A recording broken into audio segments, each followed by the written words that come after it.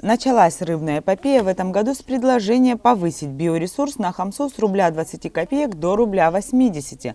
Во время обсуждения членами правительства причин роста цен стало известно, что основные добытчики хамсы в Абхазской акватории Черного моря, а именно турецкие корабли, не смогут ловить рыбу в предстоящую путину. Когда это решение принималось, ситуация, та, которая сегодня есть, политическая ситуация, вокруг отношений России и Турции, то тогда этой ситуации не было, и в принципе было все нормально, Но когда эта ситуация возникла, стало понятно, что очень сложно нам будет проводить путину, потому что наши рыбопромышленники фрахтовали судно в Турции. В итоге плата за биоресурс осталась прежней. Поднимать цену смысла нет, так как под угрозой оказалась сама путина 15-16 годов. Альтернативой абхазские власти видят сбыт рыбы российской стороне. Об этом Минсельхоз на днях говорил с Росрыболовством и крымскими рыбаками. Однако и тут все не так просто. Объем хамсы, который готов вылавливать российский флот, не выгоден для Абхазии.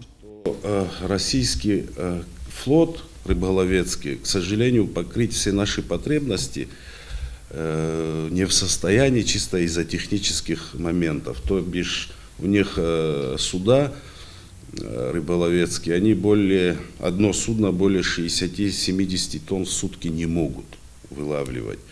Они нам предлагают 12 судов, и, соответственно, это где-то 600-700 тонн в сутки. А наши заводы способны перерабатывать более 3000 тонн.